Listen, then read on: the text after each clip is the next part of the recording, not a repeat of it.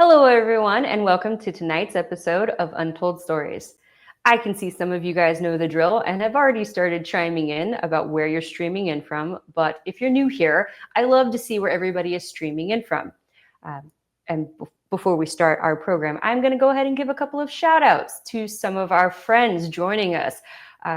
First person to say they were here, John Partial. Hi. As some of you guys may remember, he was our webinar guest last week. And he is streaming in from Minnesota, I believe, is what he said. But we also have friends from Nebraska and Maryland.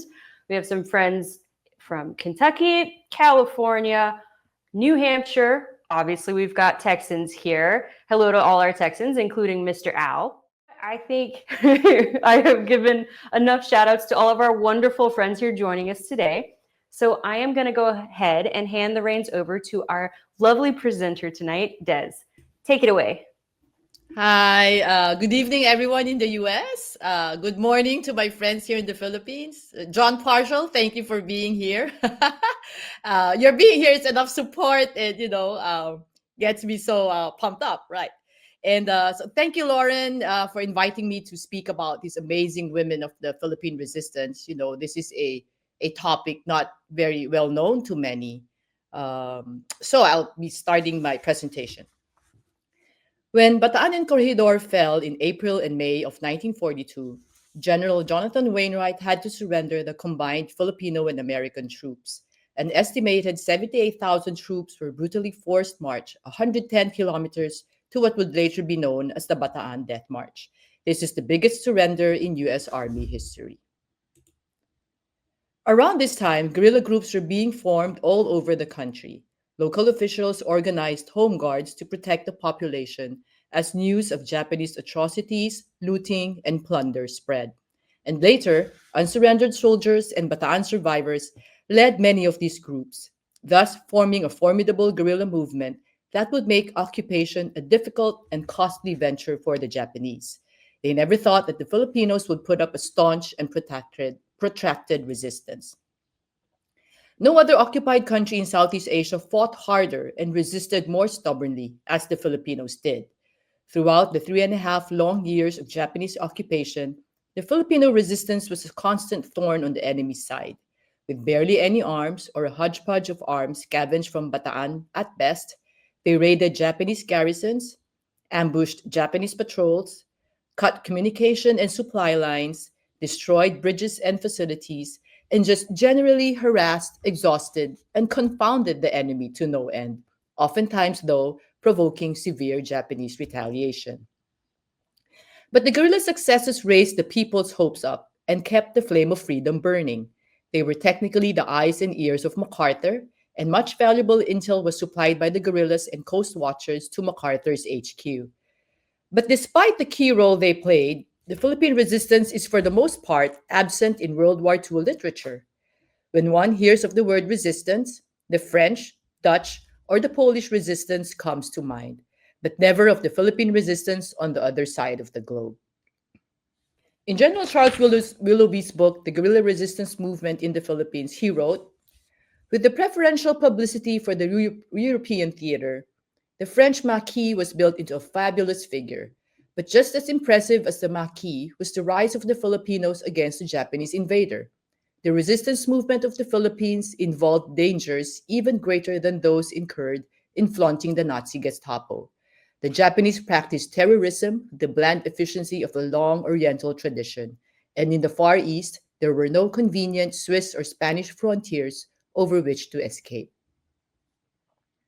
If the Philippine resistance was largely absent in World War II literature, Hollywood has done little to help correct the situation. It has portrayed our guerrillas to be American-led adjuncts to MacArthur's operations.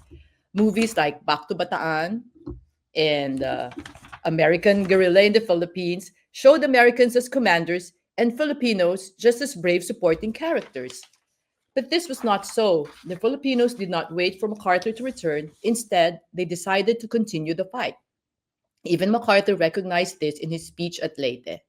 "In the resistance, I recognize the spontaneous movement of the Filipino people to resist the shackles with which the enemy sought to bind them. I saw a people in one of the most tragic hours of human history, bereft of all reason for hope and without material support, endeavoring, despite the stern realities confronting them, to hold aloft the flaming torch of liberty. And this was said by MacArthur when he landed in Leyte in October 44. Sorry, the slide is wrong. It says 45. Should be 44. If few books mention our guerrillas, then there's almost nothing on our women heroes. So why and how did these women get involved? To put everything in context, we must take a quick look at our history and the Filipino women's role and status in society. Unbeknownst to many, the Philippines is the most gender equal nation in Asia. The Philippines ranks 16th among 156 countries all over the world and ranks first in Asia in the latest Global Gender Gap Index report of the World Economic Forum. We were one of the first countries to grant women's suffrage. We have had two female presidents, two female vice presidents. As early as the 1940s, we have elected women to Senate and Congress and have had several Supreme Court justices. So one might ask, how did the Filipino become so empowered? Before the arrival of the Spanish conquistadors, Philippine society was an egalitarian one. Local legend has it that the first man and woman, si Malakas at si Maganda, or in English it would be the brave and the beautiful. So if you could look at the left slide, they came out of a giant bamboo trunk together. So the key word here is together. Woman was not plucked out of man's ribs like Eve was in the Bible. Another proof of this egalitarian society is the lack of a gender based pronoun in our language. We do not have a he or a she. Instead, we say siya, which is a genderless pronoun. We also don't have a direct translation for son or daughter. Instead, we call our children anak, which is also a genderless noun. Filipino women were highly respected and enjoyed a privileged position in society. Women were the spiritual leaders and healers then, and were called the babaylans. She was at par with the datu, or the local chieftain, and also acted as his advisor. When the major religions, Islam and Christianity, infiltrated the indigenous cultures, the babaylan's power as spiritual mediator between the gods and the people was removed. In her stead, the Muslim imam and the Spanish priest led the rituals for worship. The pre-colonial Filipino wife was treated as a companion and not as a subject. She held important roles in the family's business and land holdings. She was free to make decisions for the family, name her children, and retain her maiden name. Daughters had equal rights as the sons to inherit their parents' property, and wealth was divided equally among siblings. She holds the purse and decides on family matters. This was the practice when the Spaniards landed on our shores in 1521, making Conquistador Miguel Lopez de Legazpi write that the natives treated their women well and respect them. When Spain colonized us, it subjugated the people and altered the social order. It diminished the role and status of women in society, and women were made inferior to men. Also, the introduction of Spanish patriarchal laws stifled many of the rights and privileges enjoyed by the women before the coming of the Spaniards. The Hispanic construct of the full ideal Filipino woman then became this convent bred lady, pure, modest, and beautiful like the Virgin Mary, but weak in character. Frail and demure, she would never support rebellion against Spain.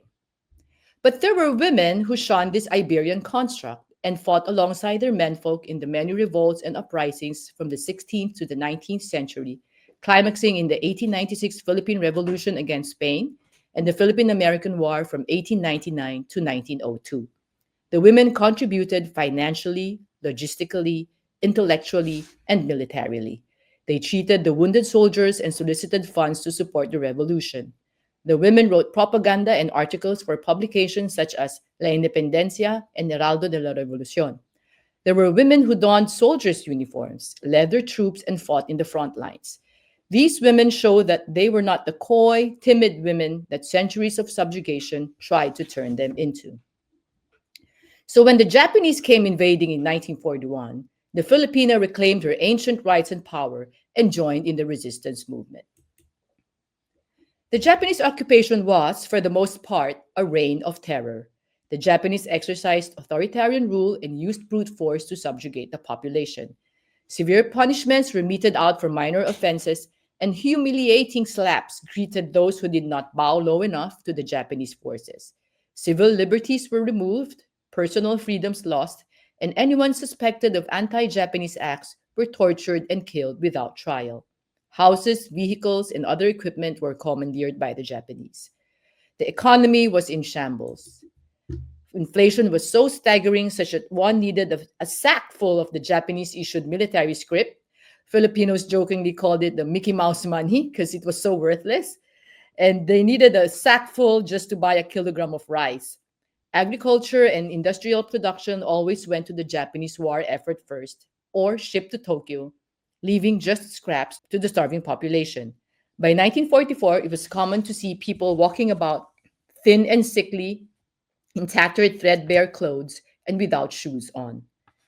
Trains and trams were never maintained, leading to many cabs breaking down.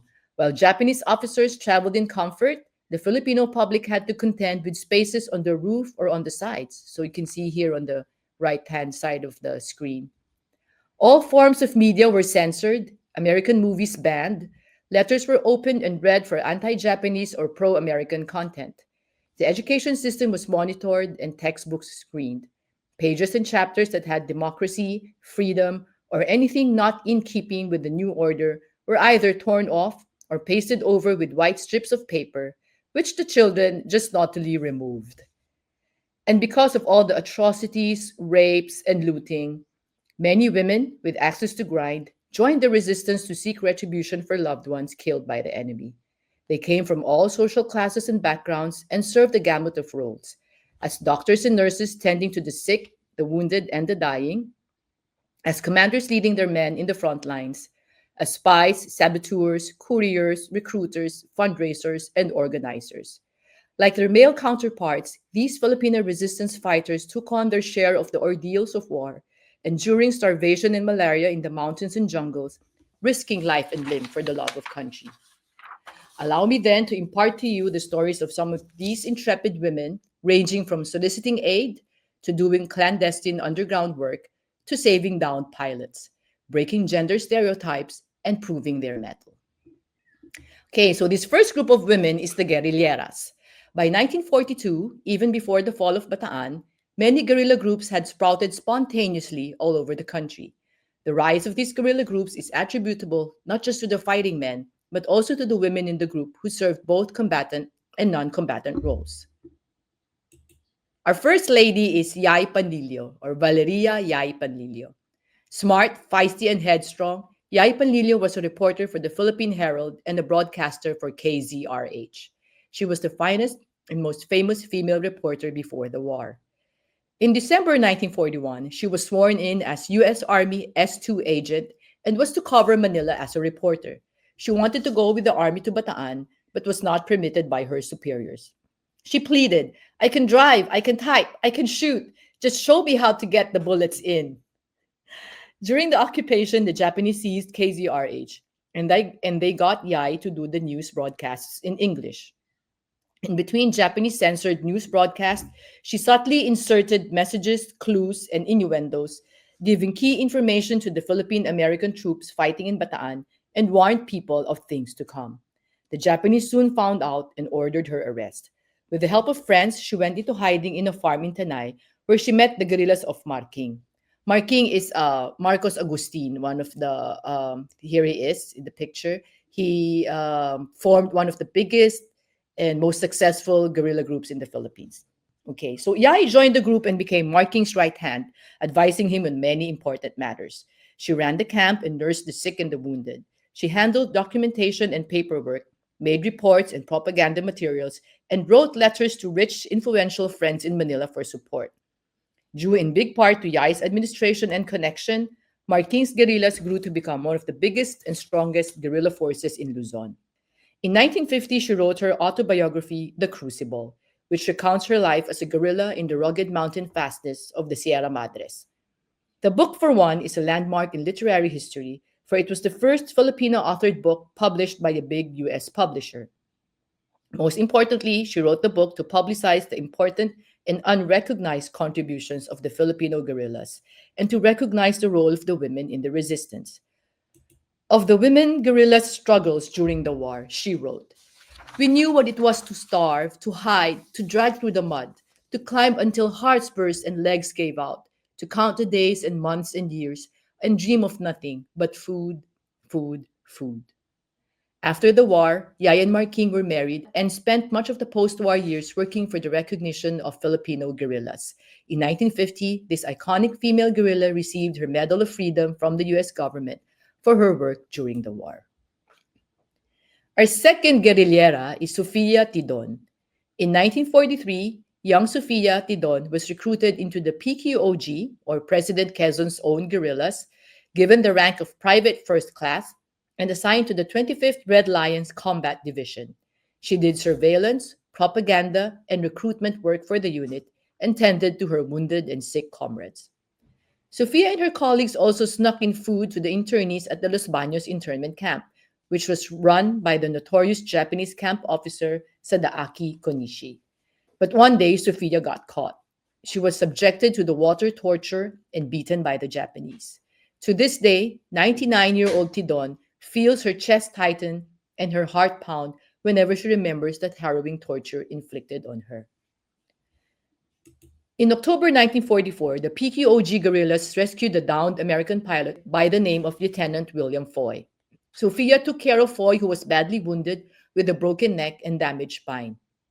Now known to have survived the crash, the Japanese looked for Foy, and the guerrillas had to hide him from one place to another. People suspected of harboring the American were arrested, tortured, and executed. It is amazing how the Filipinos did these acts of kindness and humanity despite great risks to their lives. One morning, Sofia was supposed to have a meeting with other guerrillas, but no one came. Sensing danger, she quickly went home and told her father about it. They hurriedly left to check on her mother and younger siblings who were hiding in the barrio of Cabaritan. The place was eerily deserted except for a 5-year-old boy hiding under a nipa hut. All the people in Cabaritan were taken outside the village and massacred, including Sofia's mother and 3 siblings.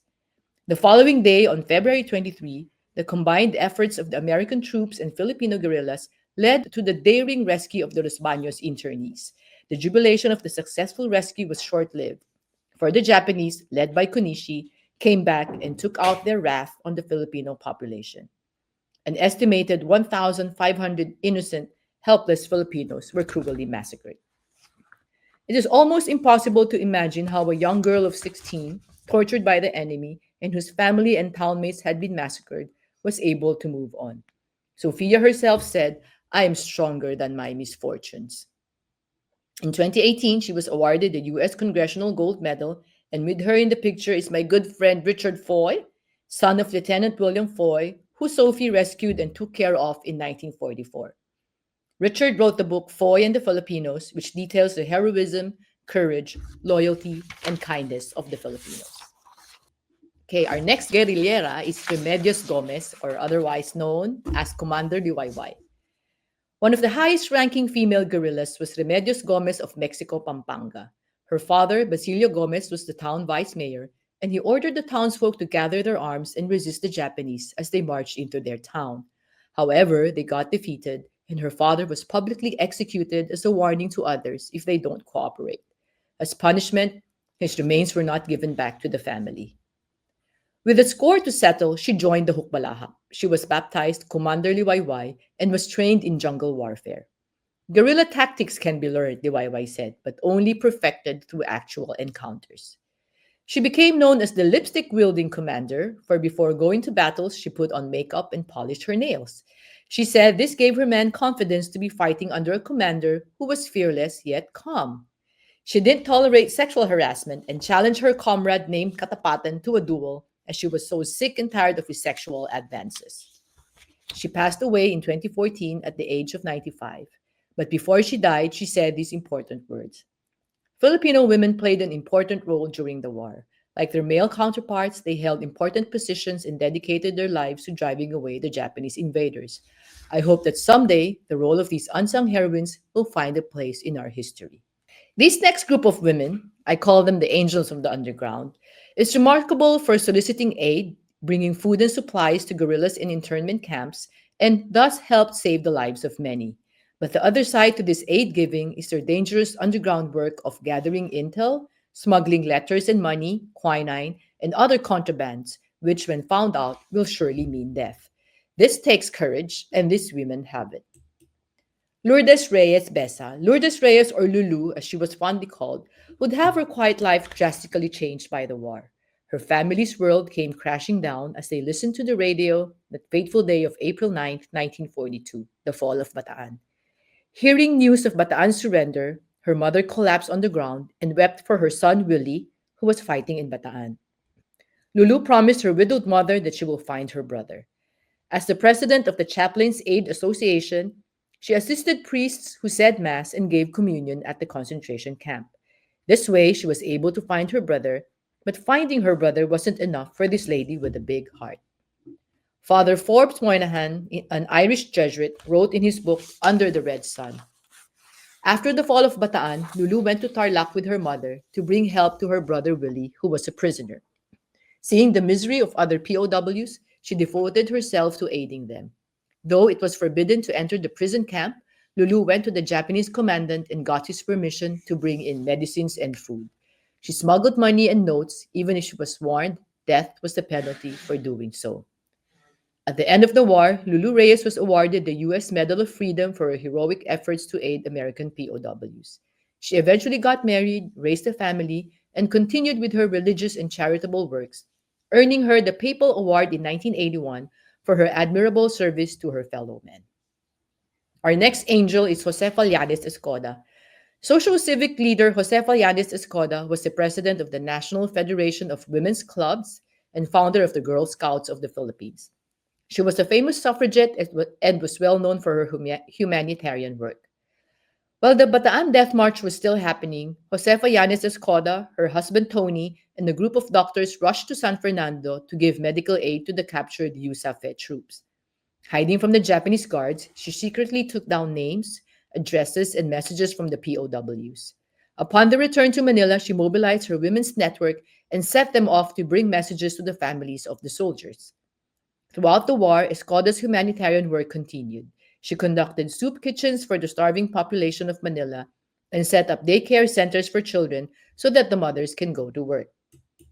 She organized the Volunteer Social Aid Committee, or VSAC as they were known, bringing food, supplies, and clothing to the POWs in Cabanatuan, Camp O'Donnell, and other allied internment camps such as Santo Tomas and Los Baños. To raise funds, they organized several benefit shows at the Metropolitan Theater, unbeknownst to the Japanese officers attending these shows. They also bribed the Japanese camp officers with fried chicken dinners, which they loved, making it possible for them to continue their work while secretly distributing quinine, money, and letters to the POWs. By early 1944, word reached the Escodas that the Japanese spies were watching them. Perhaps sensing her imminent death, she wrote an ominous letter to her cousin, Lieutenant Llanes, in early 1944. And it read, I have done my duty to my country and God. To my mind, the best I have done is having helped with the little I could to save the lives of the surrendered soldiers of Bataan and Corregidor. I have offered myself as a guarantor for men, later released by the enemy, that they commit no anti-Japanese act. Men who, if they had the guts left, would continue their resistance. I have acted as guarantor not only for the sake of humanity, but also to encourage them to fight again. If you happen to survive and I fail, please tell our people that the women of the Philippines did their part in making the embers sparks of truth and liberty alive until the last moment. So, Escoda talked about being a guarantor. So here in this slide, I'm showing you a copy of my grand uncle, Dr. Tranquilino Sebastian's released papers from Camp O'Donnell. He was a Bataan death marcher and was, put in Camp O'Donnell in Tarlac, held for many, many months in very poor conditions. He was there for 9 months. So from April, and he was released January of 1943. Very poor conditions, no food, no water, very poor sanitation. Men died from dysentery and all other maladies because of no nutrition, basically malnutrition. So Josefa mentioned in her letter that she guaranteed for these men, and this is what she meant. If you look at the lower left hand side, It says signature, and there's a signature right there. So this is the signature of the guarantor. Okay, in many times, when the Japanese found out that this guerrilla who or this soldier who was released and is involved in guerrilla activities, they will hunt down for the guarantor first. So it was a dangerous thing to do. But Josefa guaranteed for a lot of these men. And the guarantor here in this release paper is my another grand uncle of mine. He is the brother of Dr. Sebastian. He is Reverend Father Solomon Sebastian. He was a priest, and I love the stories when we were young because he packed the 22 caliber whenever he said masses during that time because he was also part of the resistance. So really in the Philippines, every family has a connection to the war. I would always say no Filipino family was spared of either the death of a loved one or any form of suffering, hardship, torture. Everybody was really affected by the war. Okay. So in June 1944, her husband Tony Escoda was captured, and then the Japanese came for Josefa 2 months later. Josefa was brought to Fort Santiago, the Kempei Thai headquarters. Fort Santiago was described as the grim bastion of doomed men. So nobody came out from it alive, or if they did, they were scarred for life. No, and she was kept there for 5 months. She was last seen beaten and weak sometime late January 1945. Together with other resistance fighters, she was brought to the North Cemetery where they were all executed. Josefa Llanes Escoda's whole life has been one of devoted service to others. She was brave until the end, and her beautiful, courageous spirit will always be an inspiration for all Filipinos. As a fitting tribute by a grateful nation, she is on the 1,000 peso banknote together with other heroes of the Second World War. She represented the women's sector. Chief Justice Jose Abad Santos represented the civil government, and General Vicente Lim, the military. Okay, our next group of women is the spies and saboteurs. In any war, intelligence is the key to bringing about swift victory. Here are the stories of three intrepid Filipino women who acted as couriers, spies, and saboteurs. Against overwhelming odds, they fulfilled their dangerous mission right under the enemy's noses, making an American officer exclaim, "My God, I never dreamed that Filipino women had such courage." Okay. Our first lady is Josefina Guerrero, or nicknamed Joey. And Josefa Joey Guerrero was a happy young mother in the 1930s, married to Dr. Renato Maria Guerrero, scion of one of the most distinguished clans in Manila. She lived a nice and comfortable life, blissfully unaware of things to come. First came the headaches, and then the extreme fatigue. Then her appetite waned, and soon suspicious skin lesions appeared. Her diagnosis came. She had leprosy. For a while, she was able to keep the lesions at bay, but once the Japanese occupation began, her access to medicine was cut off. Rather than sulk, she decided to do something worthwhile with her life. She made contact with the guerrillas and became a courier, hiding messages in her hair or inside her socks. Upon seeing her lesions, the Japanese backed away and hurriedly let her go. In a way, her affliction became her passport, and it became her best weapon.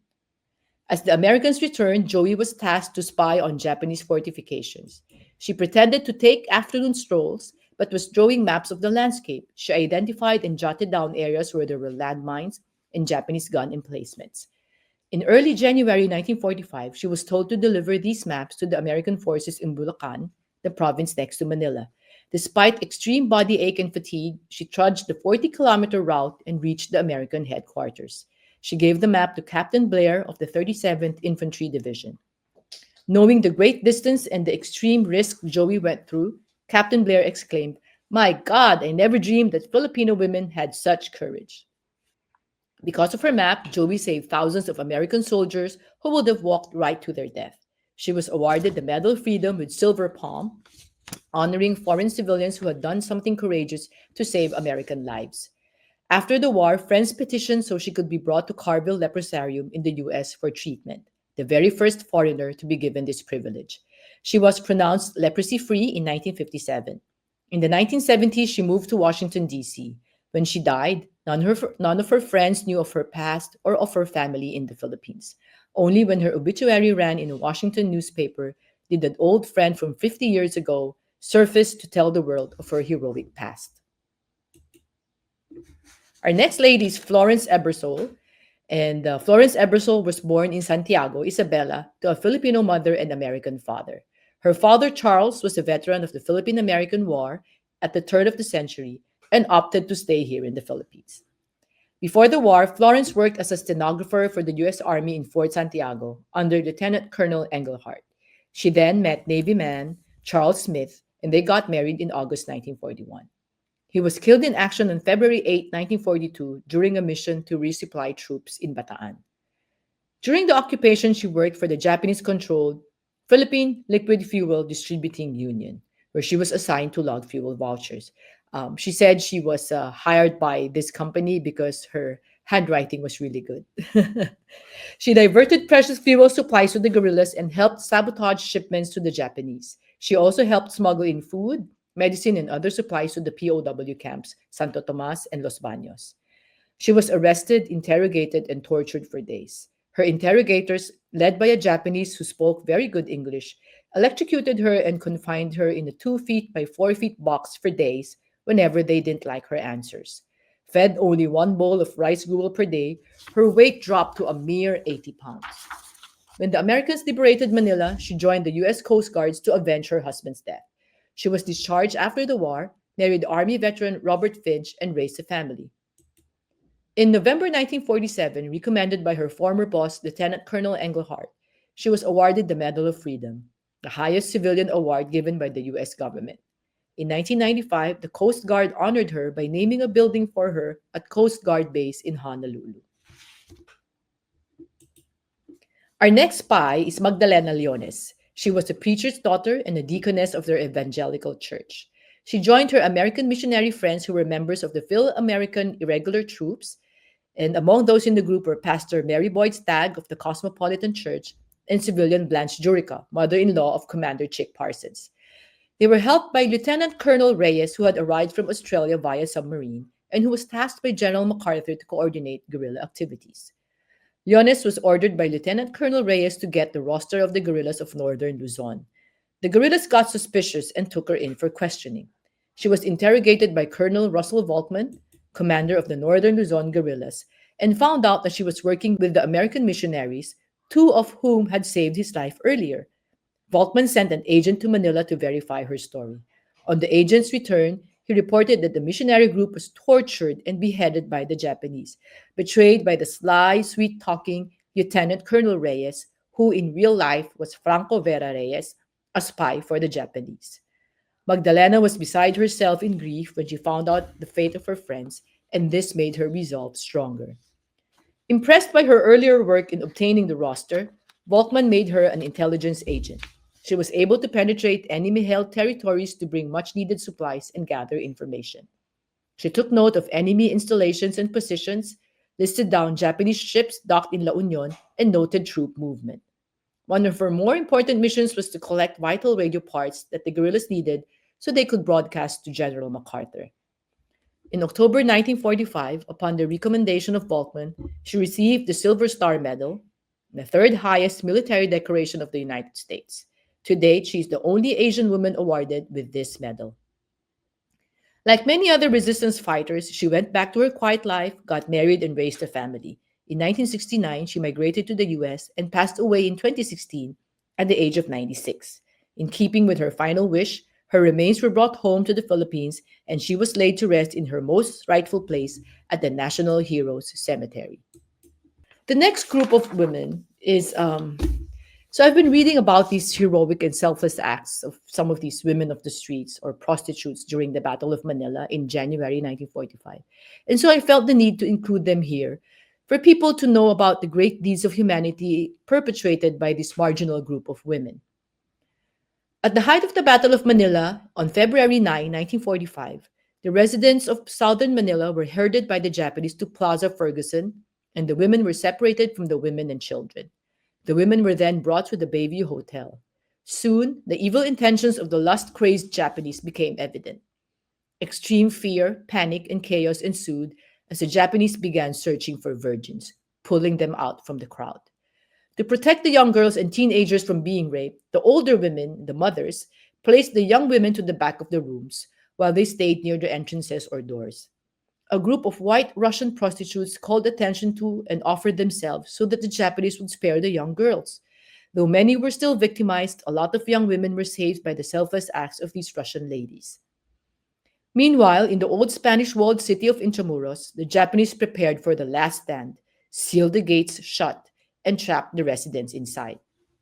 Dr. Antonio Hisbert, who was tending to the sick, the wounded, and the dying in San Agustin Church, had only praise and high regard for these ladies, whom he called heroines.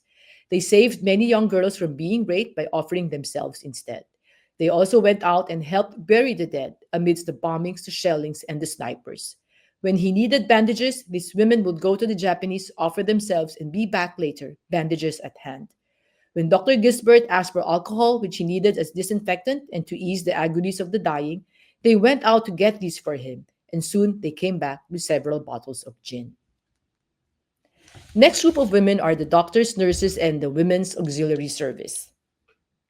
All over the country, women organize themselves as auxiliary units in aid of the guerrilla movements in their respective areas. But perhaps the most organized among these groups is the Mindanao Women's Auxiliary Service, or WAS, headed by Josefa Borromeo Capistrano. Peppa, as she was fondly called, had a privileged upbringing. Her father was top brass in the Philippine Constabulary. An only child, she went to the best schools, and her parents supported her in her many social civic activities.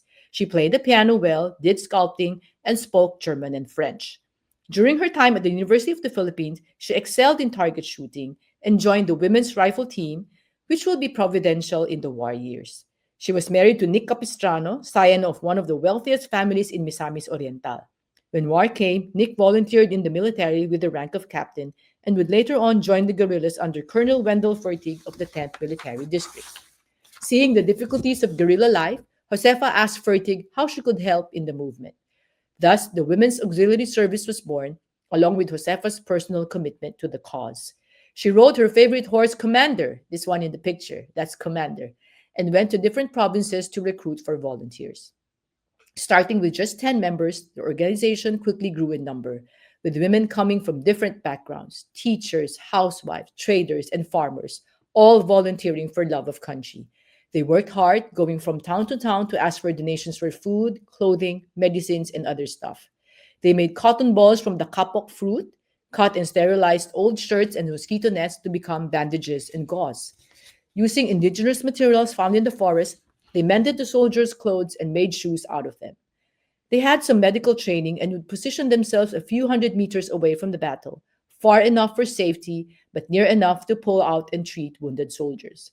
In many cases, the wounded were beyond treatment, and all the women could do was to stay by the soldier's side, whisper some prayers, and hold his hand. Josefa said that the hardest part was identifying the dead after the battle, for they were brothers, sons, and husbands of the women serving. Not only were these brave women treating the wounded and feeding the hungry, they were also doing intelligence and reconnaissance work for the guerrillas. They had ingenious ways, hiding small notes inside the hollow stem of the kangkong. This is a kind of a spinach, we call it the water spinach, while pretending to be market vendors. They used codes as well, so they had codes like, tell Carmen I have eggs for her, which means she has important, information that she needs to give to the guerrillas. Another code would be go get bananas. So this was the code of the guerrillas to tell the ladies that there's an impending raid or ambush. It was a life rife for dangers for the girls, and at least 10 women were caught and killed by the Japanese. In one mission, Josefa was almost trapped by the Japanese. Good thing her quick mind and strong intuition prevailed, and she was able to escape. It is also worth noting that the Women's Auxiliary helped in the overall Pacific War effort by sending tons of bananas to Morotai. This would have been early 1945. When liberation came, the group was disbanded in late 1945. In 1946, she was cited by Philippine President Sergio Osmeña for the splendid work and support she gave to the resistance movement and the Philippine Army in Mindanao. In 1949, she was awarded the Military Merit Medal, the first Filipino woman to get it.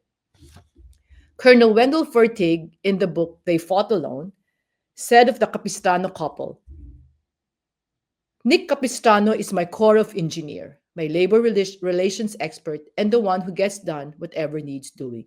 And where Nick ends, Josefa begins. After the war, she lobbied that the Women's Auxiliary Service be made an official part of the military. Because of her laudable efforts, the WAS, renamed the Women's Auxiliary Corps, became an official part of the Armed Forces of the Philippines in 1963, managed by women for women. When Filipino nurses volunteered for Bataan, they were considered civilians and did not have any ranks. Under the jungle canopy, somewhere near the tip of the Bataan Peninsula, three makeshift hospitals were built: General Hospitals Number 1 and 2 and the Philippine Army General Hospital. The first two were mostly run by American staff, and the latter entirely by Philippine medical personnel. All three hospitals were overflowing with the sick, the wounded, and the dying. Starving and overworked, the medical staff had to also contend with working under constant strafing by the Japanese. Although they were clearly marked with the Red Cross, the hospitals were deliberately bombed by the enemy. Colonel Victoriano Luna, chief of the Philippine Army's medical service, was killed while on duty when the hospital was bombed. The night before Bataan fell, the U.S. Army Nurse Corps was ordered to evacuate to Corregidor. At first, the order only applied to the American nurses. Their volunteer Filipino colleagues were ordered to stay behind and face the enemy. However, Second Lieutenant Josephine Nesbitt, the head of the U.S. Army Nurse Corps, dug in her heels and said, "If my Filipino nurses don't go, I am not going either." Her superiors conceded, and all of the nurses, civilian and military, Filipino and American, departed for Corregidor. After the war, Captain Josie Nesbitt wrote to the U.S. Army recommending that their 31 Filipino colleagues be awarded some recognition. An excerpt from her letter reads, "They were heroines, and I feel that they are very deserving of any consideration we can get for them. They were loyal as they could be to us while we were interned in Santo Tomas. And as soon as they could come into camp after our release, they were right there to rejoice with us. They suffered a great deal during those long years of war and still have many hardships to endure. If you can give them a little public praise and a medal of some kind, I am sure you'll never regret it." But sadly, those medals never came. All over the country, nurses volunteered, many attached to guerrilla units. When the troops moved, the nurses moved with them, climbing mountains and hiking for days while taking care of their patients. Sometimes the nurses were stationed less than a kilometer from the battle to be at hand for any emergency. Remarkably, these nurses served without any thought of financial reward or professional recognition. Many more served in far flung areas of our country, but due to the non combatant nature of their services, their stories remain untold. They took great risks and carried on as gallantly as their brothers in arms, armed only with their Nightingale pledge to practice their profession faithfully and to dedicate their lives in service to humanity. In closing, I'd like to share this quote from social scientist Mina Roses. She summed it up best when she wrote, "The true Filipina, as our history reveals to us, was one who was full of self sacrifice, devotion, and loyalty. But at the same time, she had common sense and had a head to rule her heart, was brave enough to go out with her menfolk and stay by their side till the last ditch. She did not mope at home, burning candles before her favorite saint, while her home, her children, and her country were in peril." Never did these words ring more true than during the dark days of World War II. This period stood witness to the great strides the Filipina had accomplished, breaking gender stereotypes and proving her mettle.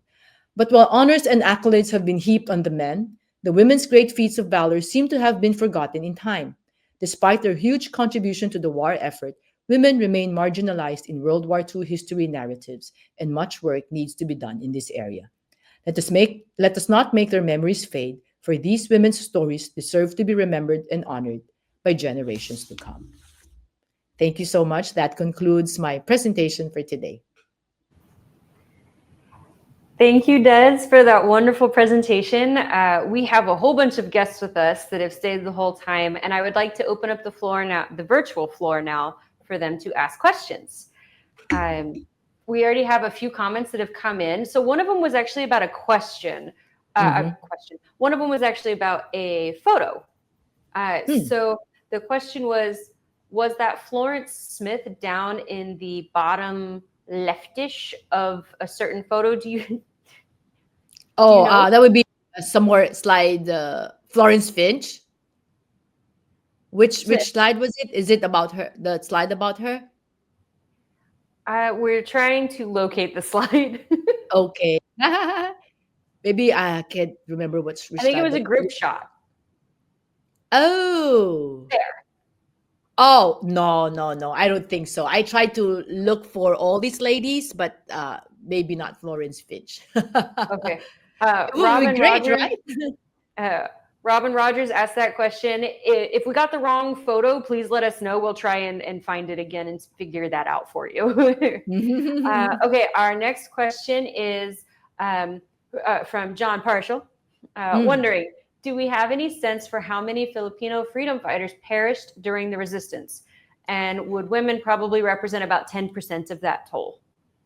I don't have the exact numbers for the guerrillas or an estimate, but all over the 3.5 long years of Japanese occupation, around 200,000 guerrillas. There were 200,000 guerrillas, and our historians have estimated that 1 out of 10 guerrillas was a female. I don't have the numbers for the guerrilla deaths, but I do have the estimate for the entire deaths in the Philippines, about 1.2 million, and that represented 1 in 16 of every Filipino, because we had a population of around 16.5 to 17 million. Imagine that. 1 in 16 Filipinos died during the war. So I have a question that I'm going to ask you, and we're going to leave it open for people to submit questions for a little bit longer. But my question is there a Filipina that you couldn't include in this presentation due to time, but if you had a little bit more time, you would have included? Oh, hundreds, Lauren. This is just like a sample of the Filipino guerrillas. There were a lot, and I have interviewed some of them. They're in their 90s now, uh, and we need a 2-day conference just to talk about them. But really, it's really amazing. And as I have shown you earlier, this power comes from our pre-colonial past, when the Filipinos were really empowered, and really until now it's nothing to us, like having female CEOs. That's regular. We're not surprised when that happens. The Filipinos are, the gender issue here is not so much. I'm happy, it was stifled during the Spanish period, but during the American period. So for all of the viewers here, maybe they're confused about why there were Americans here at the start of the war, because we were an American colony then. And the suffrage was granted during the American period, but we had to vote for it. And so it was a good partnership, because we were able to reclaim our rights after the Spanish colonial period. Okay, we have some more questions that have come in. So first up, great presentation, Des. Thank you for Thank you. mentioning the Bayview. My mom was forever thankful to those Russian women. As a kid, she told me they were nurses, but in spite of who they were professionally, they were true heroes. So not a question, but a comment from John. So thank you for sharing that, John. Wow. Yeah. And then our next question is, they say they apologize, they may have missed it, but did we discuss the lady in I Was an American Spy? Oh, that would be Claire Phillips, otherwise known as High Pockets. So because of the limited time, I wasn't able to, include all of the other ladies. That was very crucial in the war effort. Maybe we should have a part 2, Lauren. And just talk about this. Claire Phillips is just one of the, many foreigners, living here at that time, because Manila was a very cosmopolitan city. It was called the Paris of the East. It was called the Pearl of the Orient. And so many foreigners were living here. French, of course, Americans were the most, Canadians, British, French, Dutch, and there were a lot of them who worked with the resistance, and who, using their money, helped fundraise for medicine, food, and whatnot to give to the POWs in Camp O'Donnell. So that deserves another webinar. So, but yeah, I'm sad that I can't include her right now, but she was an amazing lady. Yes, I think our audience is also saying that they would love to see a part 2. So we'll work on that for next year to get a part 2 going. So don't worry, guys, I got you. Our next question is, do you have a relative who lived through the Japanese occupation? Oh, yeah, a lot. So my mom was around 10 years old during occupation, 9.5. And my love for World War II history, actually, I got from her stories.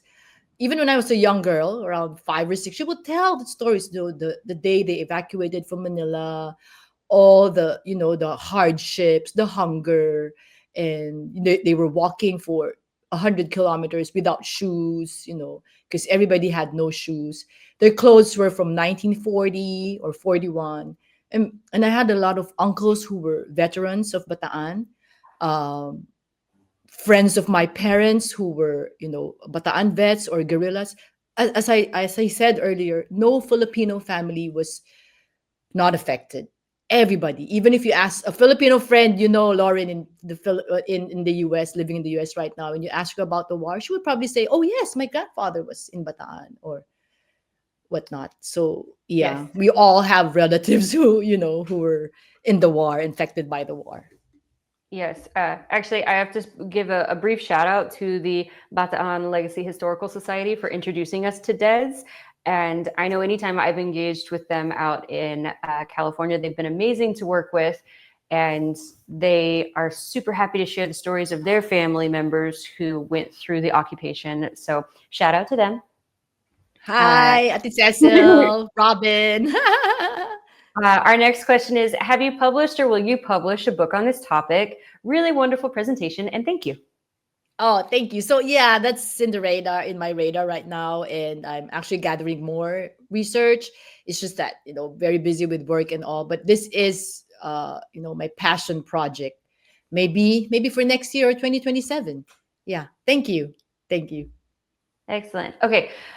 Question: what happened to Lieutenant Colonel Reyes after the war? Was he imprisoned due to war crimes he committed against the Filipino people? And thank you. Okay, so Franco Vera Reyes was this sly, sweet talking spy, right? And so the Japanese, when they came in, they looked for people like this, to work for them. And he was taken from jail. So he did, small things like uh, forging checks and stuff like that. But these are the people, who you would want to side with you, right? As a spy. And so the guerrillas were hunting for them because he gave names, a lot of names to the Japanese. In fact, a lot of guerrillas were killed because of him. And remember, in my story, he was trying to get Magdalena to get the roster of the USAFIP troops. Okay, and so the guerrillas were actually hunting for him, but he just suddenly disappeared. Suddenly disappeared, and everybody thought what they thought was the Japanese just killed him. And for them that was nothing. Good riddance, because they got all the information they needed. And probably by this time he was becoming, a liability because people were finding out about him and the guerrillas were hunting him already. All right. Next question up. When we think of World War II, we usually hear about the soldiers, politicians, and battles. So, with this presentation, women as survivors, fighters, etc., how did their stories change the way we see courage and sacrifice during the war? And thank you. How did the stories of these women change how we see sacrifice? I Yeah. guess, especially here in our country, they were not they were not big heroes like the Bataan vets were.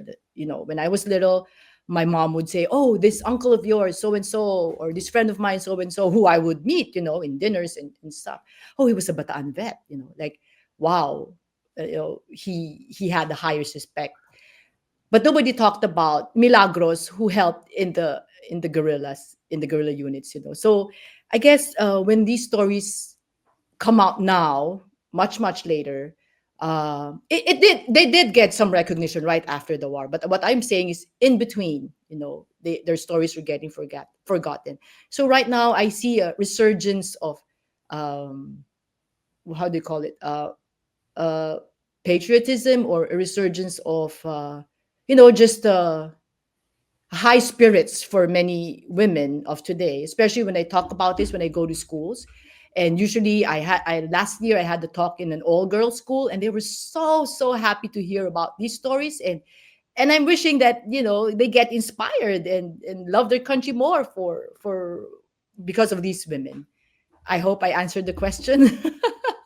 Yes. All right. Next up, has the government of the Philippines recognized any of the women in your presentation that you spoke on today with memorials? Yes. If you saw the women auxiliary slide that I showed, there was a marker unveiled for where the first meeting was held, and there were just 10 women at that time. And there's a national historical marker there. So it's quite a big deal when your house or the site has a national historical marker. For it means it was an important place. And so that's one. Remedios Gomez, the lipstick wielding commander, I love her story. She has a very big monument memorial right now, made by the government for her. And there were many actually, so it's really really nice that they get to be recognized, but their stories are still forgotten by many many people. So hence this passion of mine to really tell the stories to the young generation of today. Yes. We talked about it a little bit beforehand, but someday I'm going to get out there and I want to Yes, see these memorials. I want to happy get to out bring you around, Lauren. there. We'll bring Ron too. For those of you who Mm, don't know, Ron is the man behind the camera, yes, and hi Ron. we can and get out there and and John get the stories. Partial. John, you promised to visit me here in Manila. We have a comment that I think you will really appreciate. The role of women in the Philippines during World War II is a story that needs to be told more often. So I think everybody here agrees with that statement, and we will definitely be getting a round 2 of this program for next year webinar season. I have another question. Were there any significant inter-island connections between resistant groups, or were the various groups essentially limited to their particular island? So that's the sad part. The guerrilla movement was not really a united group, because the Philippines has 7,600 islands. Imagine that. And transport, shipping was already cut. The Japanese held the sea lanes and all of that. So I think one of the most successful was the biggest group by Colonel Wendell Fertig in Mindanao, because Mindanao is this big, big island. If you see the map of the Philippines, that big island down there. So they're landlocked and big. So there was more, what do you call this, cooperation between the guerrilla groups. But there was still some infighting, But as a whole, that had a bigger, number because of this big island. And so that's the sad part. Not really united. In fact, there were guerrilla infightings uh, between some guerrilla groups, because men tend to be territorial, Lauren, right? So yeah, there was a real united group, except for some of these really big islands, and sometimes because of the leader as well. So Fertig was actually good in uniting all of the different guerrilla groups in Mindanao. Okay, we are just about out of time for today's episode of Untold Stories. So I want to do another thank you to Des for sharing the stories with us and for being with us. It is super early in the Philippines right now. So, and to all of our guests who joined us from abroad, whether you were in Canada, UK, or the Philippines, wherever you might be, thank you so much for joining us. And for those here in the US, I hope you had a lovely evening with us. But I want to do a couple of reminders for some upcoming events that we have. We have our annual conference coming up October 17th and 18th. We are almost out of in-person spots, but there is still plenty of room for our virtual guests. So if you would like to attend virtually, please check out our website. For that, you'll receive links for both the Friday actors panel as well as the Saturday presentations. And with that, I am going to close out the evening. Again, thank you so much for joining us and spending this time with us and listening to our stories of women in the resistance from the Philippines.